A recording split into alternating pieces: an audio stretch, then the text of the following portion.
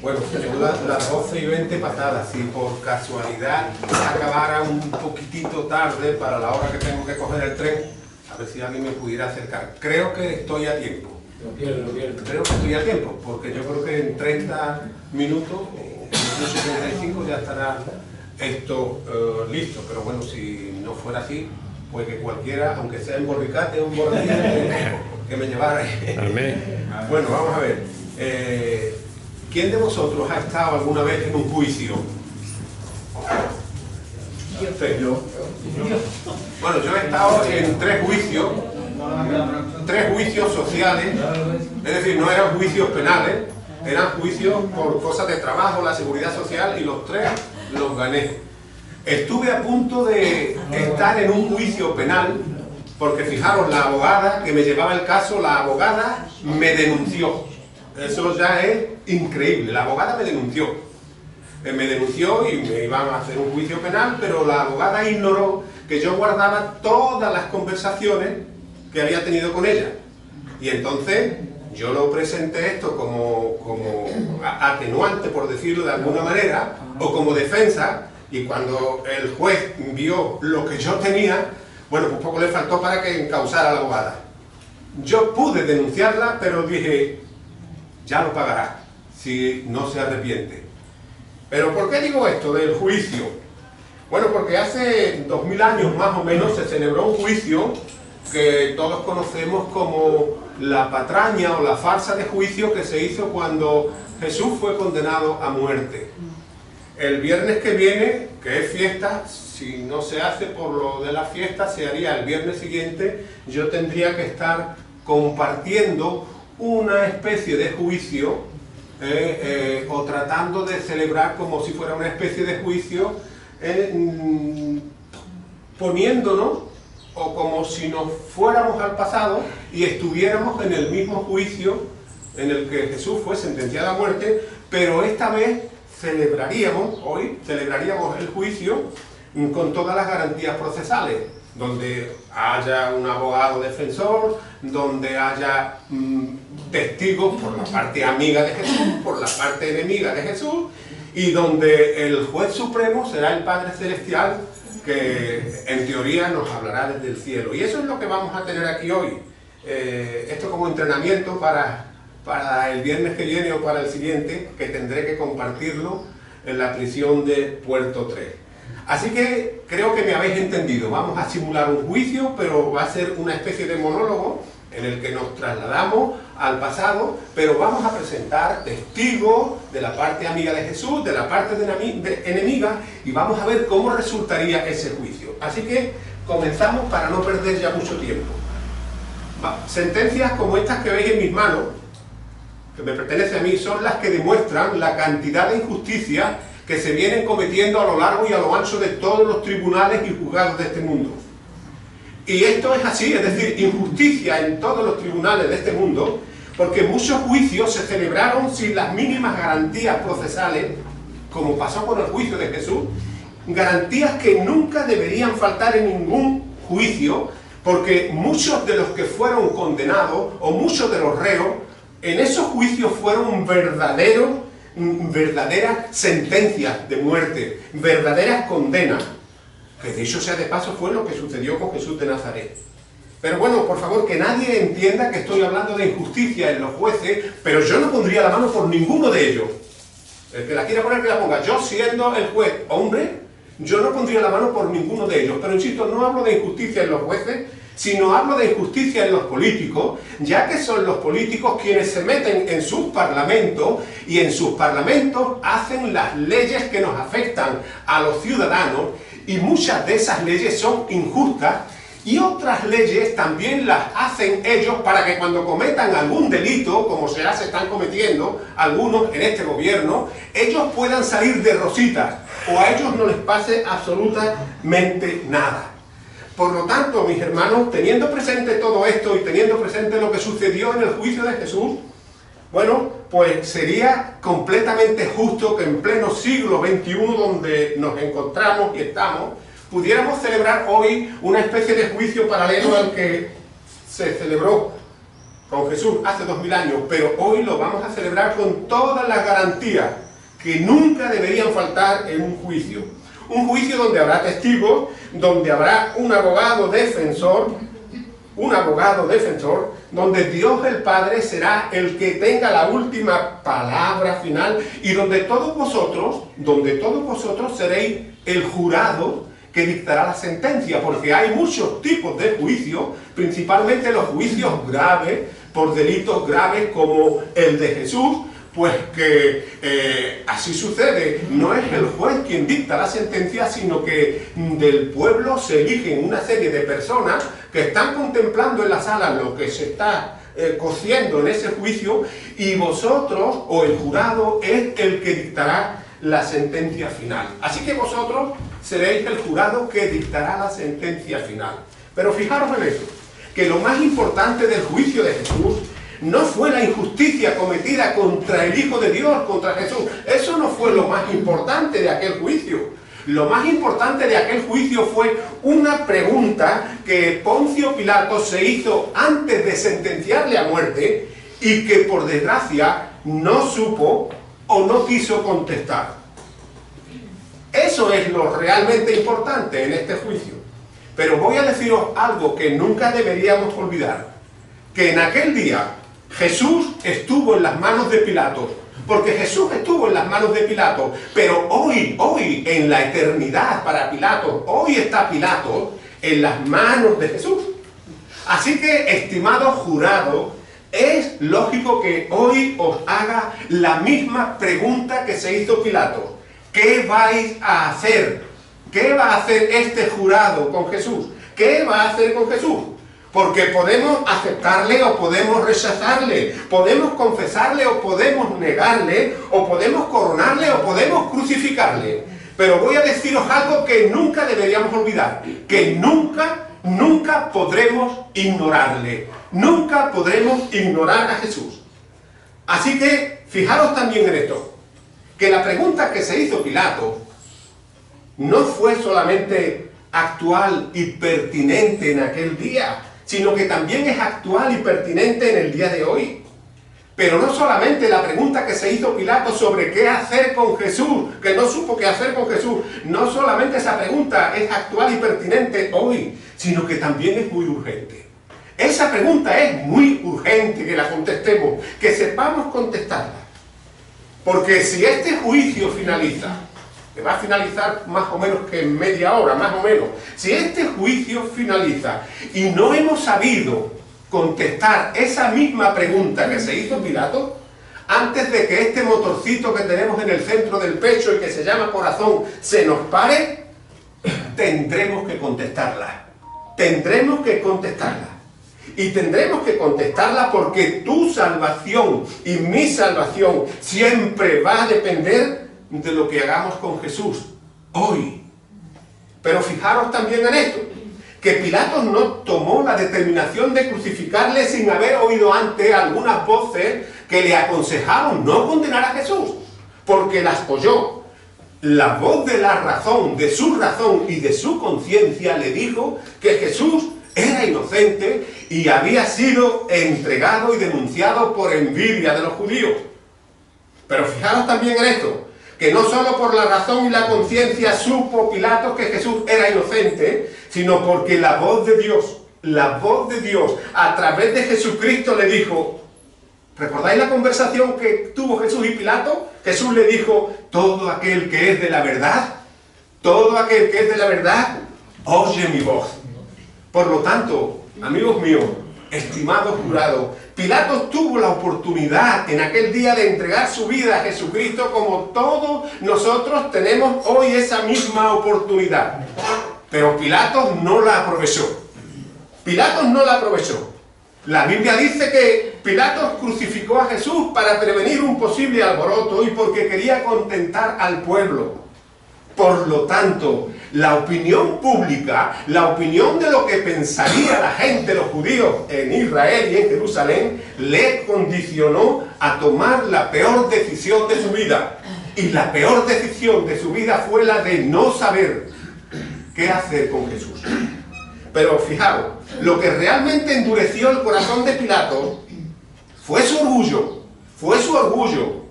En aquella conversación que tuvo Jesús y Pilato en ese tribunal entre comillas, ¿a mí no me respondes?, dijo Pilatos a Jesús. ¿No sabes que tengo autoridad para soltarte, para condenarte o para salvarte o dejarte ir? Y cuando Jesús le dijo que ninguna autoridad tendría si Dios el Padre no se la hubiera dado desde el cielo, el orgullo de Pilato fue herido. El orgullo de Pilato fue herido. Y hermanos míos, mucha gente está yendo a la condenación eterna por culpa de un orgullo que están fabricando en sus corazones de piedra. Y fijaros, aunque es verdad que Pilatos no quiso condenarle, porque es verdad, aunque es verdad que tampoco escupió en su rostro, porque es verdad, y aunque es verdad que no utilizó el látigo para arrancarle la carne de la espalda, porque es verdad, el día del juicio demostrará que la peor elección de Pilatos fue la de no saber qué hacer con Jesús. Pilatos pensó que la neutralidad le dejaría a salvo, pero se equivocó.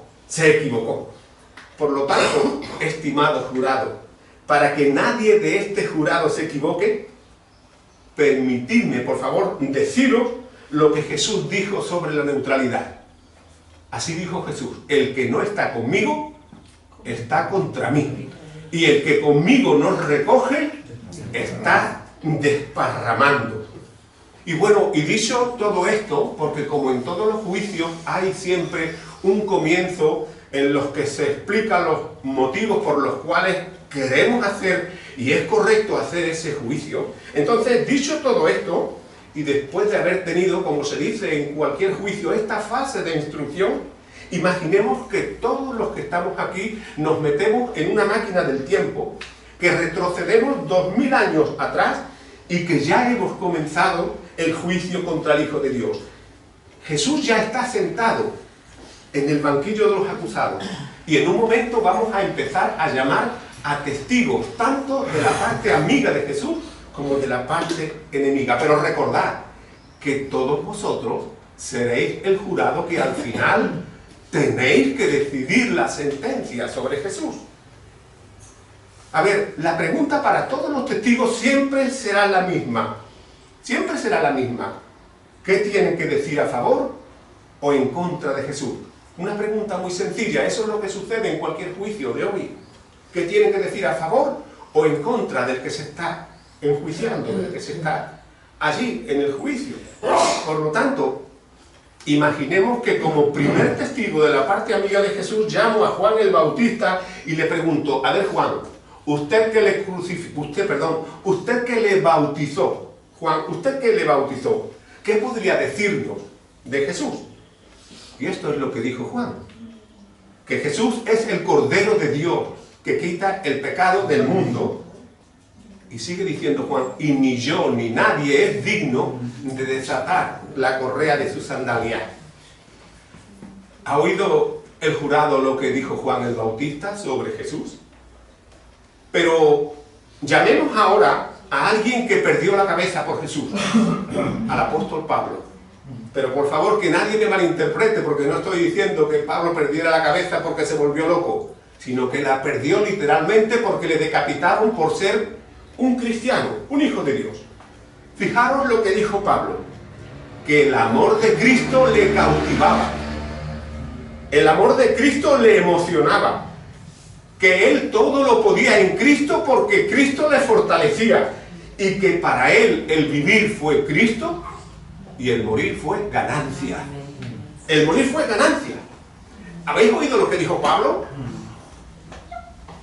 Que para él el vivir fue Cristo y el morir ganancia. Quiera el Señor que eso sea igual con todos nosotros. Pero preguntemos ahora a una mujer que tenía pérdidas de sangre. Padecía de pérdida de sangre. Sufría de pérdida de sangre. Escuchemos lo que esta mujer dijo.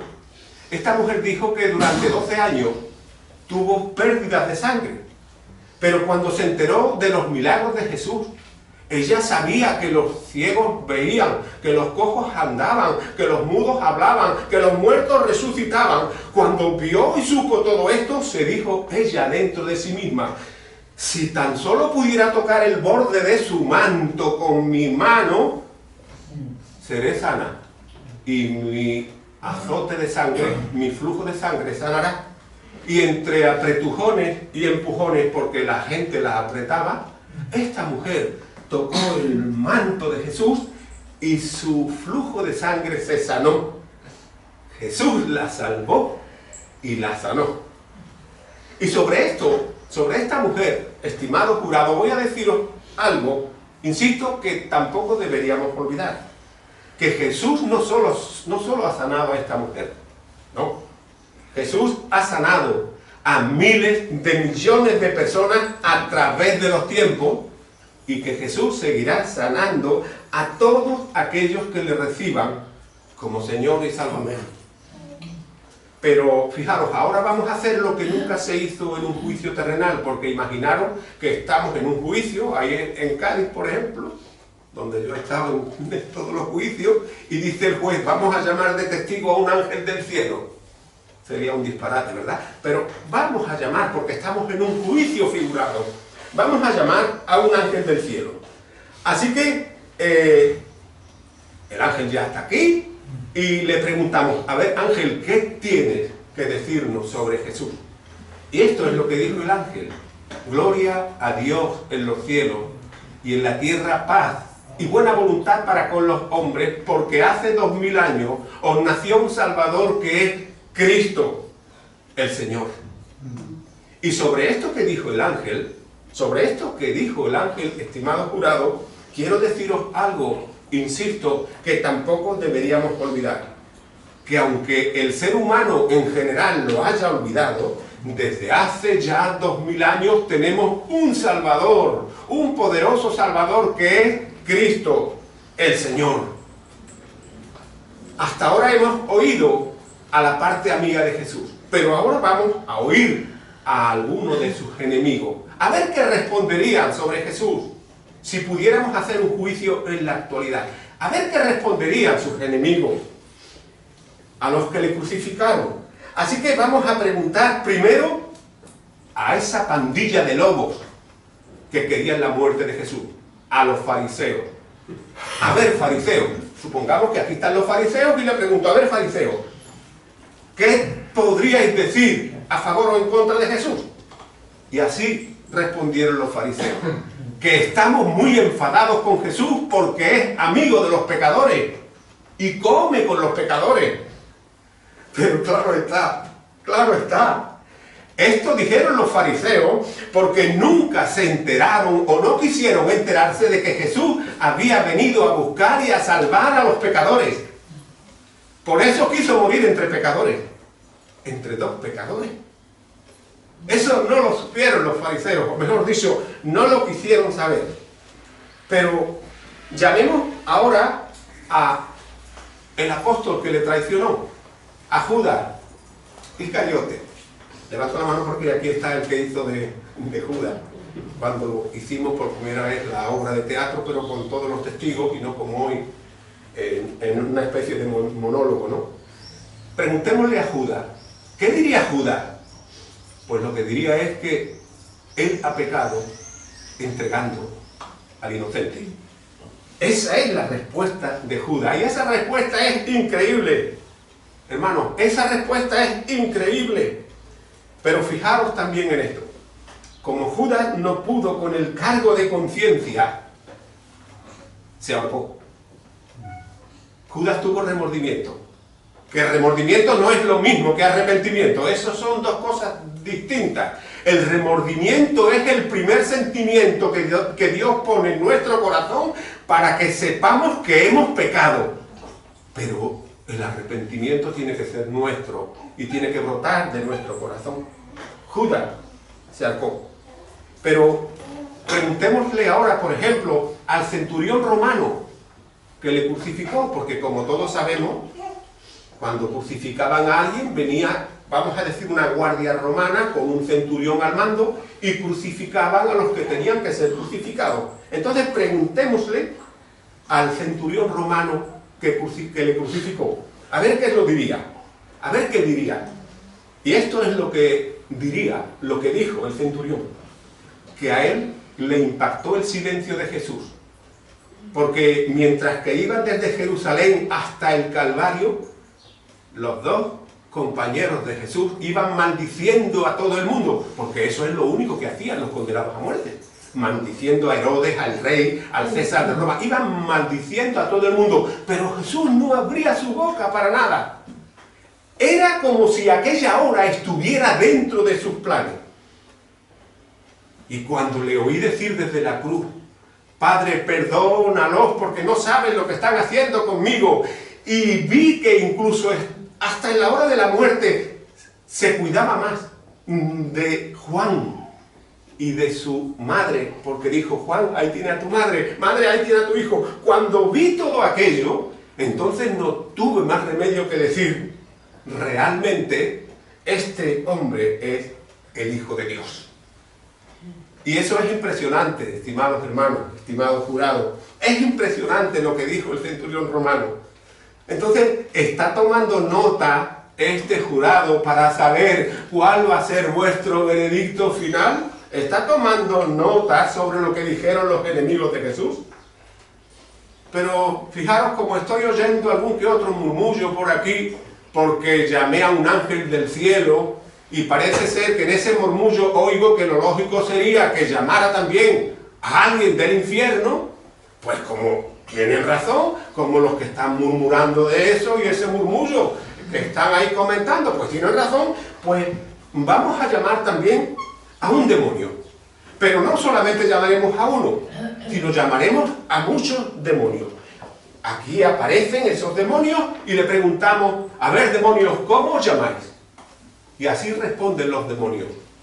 Nos llamamos Legión, porque somos muchos demonios. Nos llamamos Legión porque somos muchos demonios. Siguiente pregunta. A ver, Legión, en el nombre del Dios Altísimo os conjuro a que digáis la verdad sobre lo que creéis de Jesús. Y así dijeron los demonios, que nosotros conocemos a Jesús y sabemos que Él es el Santo de Dios. Esto es increíble. Esto es increíble, señoras y señores del jurado. Es increíble. Parecen demonios cristianos evangélicos. Los demonios conocen a Jesucristo y creen que es el Santo de Dios. Los demonios creen exactamente igual que los cristianos evangélicos. Pero fijaros lo que voy a decir sobre los demonios. Y esto no lo deberíamos olvidar nunca, que a pesar de que los demonios creen en Jesús, están en el infierno. A pesar de que los demonios creen en Jesús, están en el infierno. Bueno, y ahora, señoras y señores del jurado, pido que con toda reverencia, oigamos al último testigo, al que tiene todo el poder, al que tiene toda la gloria. Y el que tiene todo el poder y toda la gloria es el Padre Celestial, el juez supremo y eterno. Vamos a ver qué es lo que el Padre Celestial tiene que decir desde el cielo a este juicio que estamos celebrando. Pero claro está, digo que el Padre Celestial hablará desde el cielo porque ninguno de nosotros somos dignos, nadie de nosotros es digno de que Él venga y se siente aquí en este tribunal. Por eso nos hablará desde el cielo. Entonces, bendito Dios, por favor, díganos qué tiene que decirnos sobre Jesús. Y así dice Dios, que Jesús es mi Hijo amado y el único en quien me agrado. Él no se agrada en nadie, no se complace en nadie. Jesús es el único en quien el Padre Celestial se agrada, se complace. Entonces la pregunta es, ¿está oyendo lo que dice el Padre Celestial? ¿Estáis oyendo lo que dice el Padre Celestial? Pues fijaros también lo que dice la Biblia. Fijaros lo que dice la Biblia en 1 de Juan capítulo 5 y de los versículos 9 al 12. Fijaros, Porque si creemos el testimonio de los hombres, más grande y más valioso es el testimonio de Dios. Señoras y señores del jurado, en este día no solamente hemos oído el testimonio de los hombres, sino que hemos oído hasta el testimonio de los demonios. Pero sigo leyendo el texto de Primera de Juan, comenzando otra vez desde el principio. Porque si creemos el testimonio de los hombres, más grande y más valioso es el testimonio de Dios. Y este es el testimonio de Dios, que el que cree en el Hijo de Dios tiene el testimonio verdadero, pero el que no cree en Cristo deja a Dios por mentiroso porque no ha creído en el testimonio que Dios ha dado acerca de su Hijo. Y este es el testimonio, que Dios nos ha dado vida eterna y que esa vida está en su Hijo. El que tiene al Hijo tiene la vida, pero el que no tiene al Hijo, por mucho que diga, por mucho que hable, por mucho que llore o patalee, no tendrá la vida. Y todo esto, estimado jurado, quiere decir que lo que Dios nos ha dicho sobre el plan de la salvación, nos lo dijo solo y exclusivamente a través de su palabra y por nadie más. De acuerdo, Padre Celestial, de acuerdo. No quiero ser impertinente, pero a Jesús le tuvieron por culpable. ¿Qué tienes que decirnos sobre su culpabilidad? Esto es lo que dice el Padre. Esto es lo que dice el Padre. Que es verdad. Que Jesús fue culpable en primer grado por el amor tan grande que tuvo para los pecadores.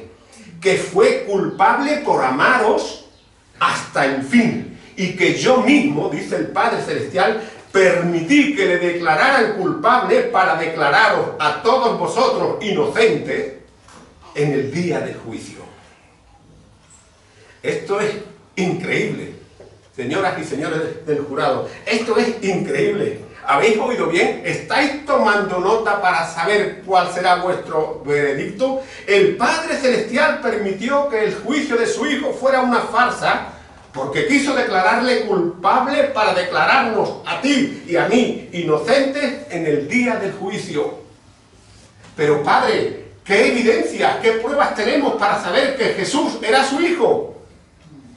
Y así dice el Padre Celestial: el poder de su resurrección demostró que era mi Hijo.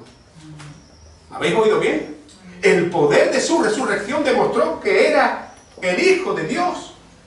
Pues, hermanos míos, esa es la evidencia de Dios. Es decir, que Jesucristo rompió y dinamitó la tumba con el poder de su resurrección.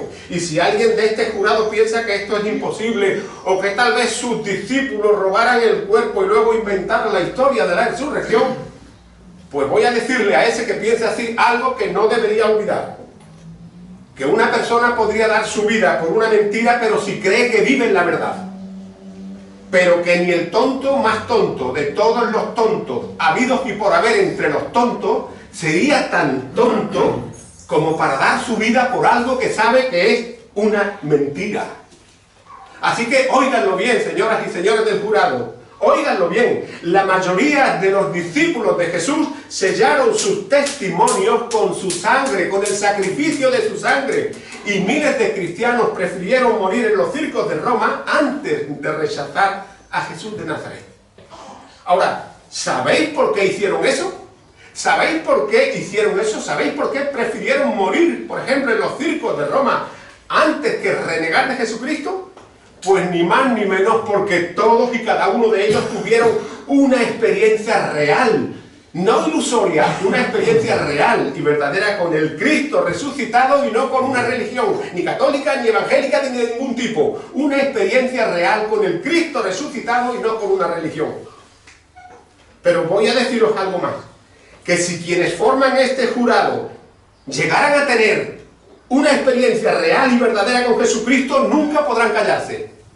Nunca podremos callarnos, hermanos. Si tenemos una experiencia real y verdadera con Jesucristo, nunca podríamos callarnos.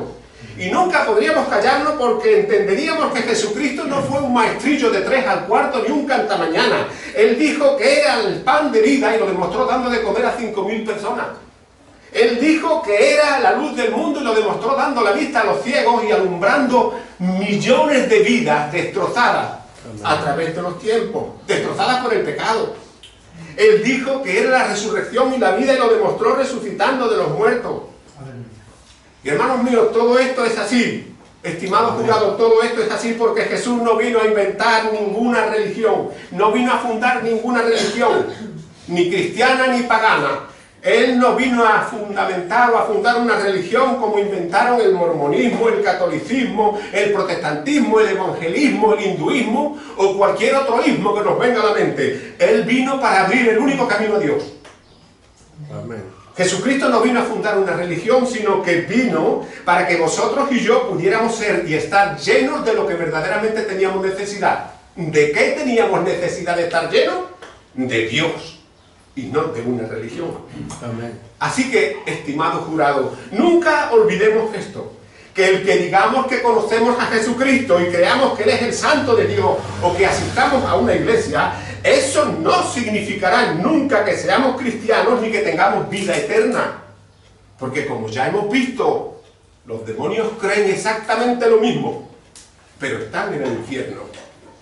Voy a deciros algo que, insisto, nunca deberíamos olvidar. Que hoy Jesús está en nuestras manos. Hoy Jesús está en nuestras manos. Pero que cuando ese motorcito de carne que tenemos dentro del pecho y que se llama corazón se nos pare, diga hasta aquí funcioné, en ese momento tú y yo estaremos en las manos de Jesús. Y si fuimos como Pilato y no supimos qué hacer con Jesús, entonces Él nos mirará a los ojos y nos dirá: ¿y ahora qué voy a hacer yo contigo? ¿Ahora qué voy a hacer yo contigo? Insisto, estimado jurado, hoy Jesús está en nuestras manos, pero en el día del juicio tú y yo estaremos en las manos de Jesús. Por lo tanto, ¿qué deberíamos hacer con Jesús hoy y ahora?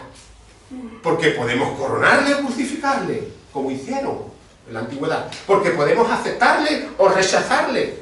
O podemos confesarle o negarle. Pero entendámoslo bien, nunca podremos ignorarle. Y nunca podremos ignorarle porque nos guste o no. Hoy estamos cara a cara ante quien no podemos eludir ni podemos ignorar. Hoy estamos cara a cara con Jesucristo, el ineludible. Este juicio va a finalizar en 2 o 3 minutos, o 4 como mucho. Y todos tendremos que salir de este juzgado. Pero recordemos esto, que algunos pueden salir sobre la sangre de Jesús y rechazándole, y otros bajo la sangre de su perdón y recibiéndole. Por lo tanto, y teniendo esto en mente, hermanos míos, ruego de todo corazón que nadie intente eludir la decisión más importante de su vida con una trampa parecida a la que utilizó Pilato, porque nunca nos funcionará. Nunca nos funcionará. El no, yo ni creo ni no creo, yo soy neutral, nunca nos funcionará. La Biblia dice que hoy es el día aceptable, que hoy es el día de tu salvación, de mi salvación, de la salvación del pecador. Hoy es el día de salvación. Pero también dice que si hoy oímos la voz de Dios, que no endurezcamos el corazón. Ahora, ¿sabes por qué la Biblia dice que hoy es el día aceptable y que hoy es el día de salvación? Pues escúchalo bien. Hoy es el día de tu salvación. Hoy es el día de nuestra salvación porque el pasado no existe. El pasado pasó, murió y ya no volverá. Hoy es el día de nuestra salvación porque el futuro es incierto y nadie lo conoce y ni vosotros ni yo sabemos si mañana veremos la luz del sol. Entonces, si el pasado pasó y no volverá y el futuro es incierto y nadie lo conoce, ¿qué es lo único que tenemos? ¿Qué es lo único que nos queda? El presente. Hoy, aquí y ahora. Y es por eso, amigos míos, hermanos míos, que es hoy, es aquí y es ahora el mejor momento para que recibamos la salvación tal como está en Jesucristo, contestando correctamente la pregunta que Pilato no supo o no quiso contestar. Y es por eso, mi querido amigo, que vuelvo a preguntarte, es por eso que vuelvo a preguntar al jurado, ¿qué vais a hacer con Jesús? Pero quiero insistir en esto, que ya lo dije al comienzo de este juicio, quiero insistir en esto, que lo más importante de aquel juicio no fue la injusticia cometida contra el Hijo de Dios. Ya sabíamos, el Padre ya lo había previsto desde la eternidad. Lo más importante de aquel juicio es saber si todos los que estamos aquí, en este tribunal, hemos sabido contestar la pregunta que Pilatos no supo o no quiso contestar. Es decir, si sabemos qué es lo que debemos hacer con Jesús, y si lo hemos hecho, os recuerdo que la Biblia dice que hoy es el día aceptable, que hoy es el día de nuestra salvación, hoy es el día de salvación, y que si escuchamos hoy la palabra de Dios, no deberíamos endurecer nuestro corazón. Por lo tanto, mi querido amigo, si hay alguna persona de este jurado a la que el Señor le haya podido revelar lo que tiene que hacer, y no las palabras de un simple abogado que está representando una especie de juicio, si Dios te ha revelado lo que tiene que hacer con Jesús, por favor, no cometas el mismo error que cometió Pilatos, porque nunca te funcionará. Y te digo esto, le digo eso a esa persona, tal vez que pudiera el Señor estar hablándole a su corazón. Le digo esto porque solo hay un camino para llegar a Dios. Solo hay un camino para llegar a Dios. El camino de la cruz. Solo hay un camino para llegar a Dios, y ese camino es arrepentirnos de nuestros pecados y confesarlos al Señor. Y porque solo hay un camino para llegar a Dios, y ese camino es aceptar a Jesucristo, coronarle, recibirle como nuestro Señor y Salvador. Y por último, estimado jurado, solo me queda desearos que Dios os bendiga grandemente y que os ayude a tomar la mejor y la más importante decisión de vuestra vida, que, insisto, no es otra sino la de arrepentirnos de nuestros pecados y recibir a Jesucristo como el Señor y el Salvador de nuestras vidas. Que así sea con todos nosotros. Y bueno, como se haría en cualquier juicio terrenal, no he traído el mazo del juez, pues diría, se cierra la sesión. Que el Señor os bendiga. Amén. Amén. Pues nada más, Ángel. Sí, tengo que salir, hermano. ¿Cómo te pilla del tiempo? ¿Eh? ¿Te pilla bien o hay que llevar? Sí, me pilla bien.